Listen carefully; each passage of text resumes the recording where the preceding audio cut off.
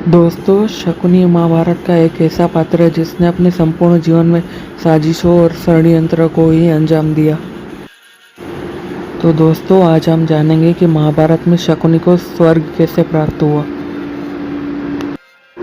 शायद आपको यकीन ना हो कि इतने षड्यंत्र रचने के बाद भी शकुनी को स्वर्ग कैसे प्राप्त हुआ। जैसे महाभारत के युद्ध में प्रत्येक इंसान की एक कहानी है, वैसे ही शकुनी की भी एक कहानी है जिसे बहुत कम ही लोग जानते हैं। तो ये जानने के लिए ये वीडियो को अंत तक जरूर देखें। नमस्कार और स्वागत है हमारे इस न्यू यूट्यूब चैनल के पहले वीडियो पर।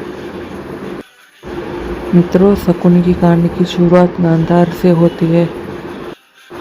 उस समय वहाँ के राजा हुआ करते थे महाराज शुबल, जिनको गांधार नरेश भी कहते हैं। ये उस समय की बात है जब भीष्म पितामह धृतराष्ट्र का विवाह प्रस्ताव लेकर गांधार नरेश शुबल के दरबार जा पहुंचे। वहां जाकर भीष्म पितामह महाराज शुबल से कहते हैं कि आपकी पुत्री से धृतराष्ट्र विवाह करना चाहते हैं। ये प्रस्ताव को सुनकर महाराज शुबल और उनके पुत्र शकुनी हैरान रह गए, क्योंकि वो जानते थे कि महाराज धृतराष्ट्र जन्म से अंधे थे। फिर भी उन्होंने भीष्म पितामह के प्रस्ताव का विरोध नहीं किया और उन्होंने भीष्म पितामह के युद्ध कौशल के डर से विवाह प्रस्ताव को स्वीकार कर लिया। उसके बाद महाराज शुबल ने गांधारी का विवाह महाराज धृतराष्ट्र के साथ कर दिया। इधर गांधारी का विवाह हुआ और गांधारी ने अपने आंखों पर हमेशा के लिए पट्टी बांध दी। ये प्रतिज्ञा को सुनकर महाराज शुबल को बहुत दुख हुआ। फिर महाराज शुबल ने अपने सबसे शातिर और बुद्धिमान पुत्र से इस बात का बदला लेने के लिए कहा। हालांकि उस समय गांधार हस्तिनापुर से बहुत छोटा राज्य था, लेकिन दोस्तों वो तो कहते हैं ना, बदले की आग कभी छोटा या बड़ा नहीं देखती। इसके बाद जब गांधार नरेश शुबल की मौत हुई तो शकुनी ने उनकी हड्डी से पासे बना लिए। ऐसा शकुनी ने उनके पिता के आदेश से किया।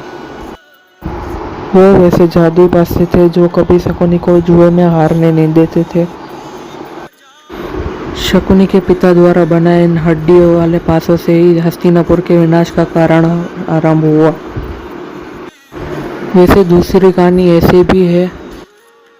गांधारी की कुंडली देखकर पंडितों ने ये कहा था कि जिससे भी इनकी शादी होगी उनकी मृत्यु हो जाएगी। पंडितों की बात सुनकर गांधार नरेश ने अपने पुत्री का पहला विवाह एक बकरे के साथ कर दिया और उसके बाद उस बकरे की बलि दी गई। फिर उनकी शादी धृतराष्ट्र से हो गई। जब धृतराष्ट्र को पता चलता है कि गांधारी की पहली शादी के बारे में, उसके बाद धृतराष्ट्र ने महाराज शुबल और उनके पूरे परिवार को जेल में बंद कर दिया। जेल में बंद महाराज शुबल के परिवार को केवल एक मुट्ठी चावल ही दी जाती थी। तब गांधार नरेश ने शकुनी को जिंदा छोड़ने की विनती की ताकि शकुनी धृतराष्ट्र से बदला ले सके, और धृतराष्ट्र गांधार नरेश की बातों में आ भी गए। धृतराष्ट्र ने सबसे बड़ी गलती करी शकुनी को जिंदा छोड़ के, जो आगे चल के उनके वंश का विनाश का कारण बनी। फिर शकुनी अपने बुद्धि और षड्यंत्र के बल पर धृतराष्ट्र के सबसे बड़े पुत्र दुर्योधन का सबसे खासम खास बन गया।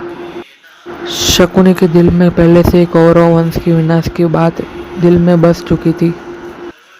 इसलिए मौका मिलते ही शकुनी ने पांडव और कौरव के बीच में दुश्मनी की घड़ी खड़ी करने में सबसे बड़ी भूमिका निभाई। 18 दिनों तक चले इस महाभारत युद्ध में लाखों सगे संबंधियों अपनों के हाथों से मारे गए और धृतराष्ट्र के 100 पुत्रों में से एक भी जीवित नहीं बचा। दुर्योधन को सबसे आखिर में भीम ने गदा युद्ध में मार गिराया।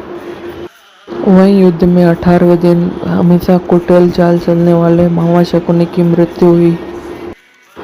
पांडवों में सबसे छोटे सहदेव ने शकुनी को मार गिराया। जब मृत्यु के बाद शकुनी की आत्मा परमात्मा के पास पहुंची तब उनको स्वर्ग की प्राप्ति हुई। शास्त्रों में लिखा है कि हर पापी को उसकी सजा मिलती है। कुटिलता भी एक पाप है जिसकी सजा भी अवश्य मिलती है। लेकिन अपने पिता और परिवार का अपमान का बदला लेने के लिए जिस तरह से शकुनी ने प्रयत्न किया और उसमें सफलता भी हासिल हुई, इसी कारण वर्ष उनको स्वर्ग की प्राप्ति हुई। दोस्तों, आपको हमारी ये जानकारी अच्छी लगी हो तो लाइक करिए, सब्सक्राइब करिए। तो मिलते हैं हम आपको किसी न्यू वीडियो में। तब तक के लिए जय श्री कृष्ण।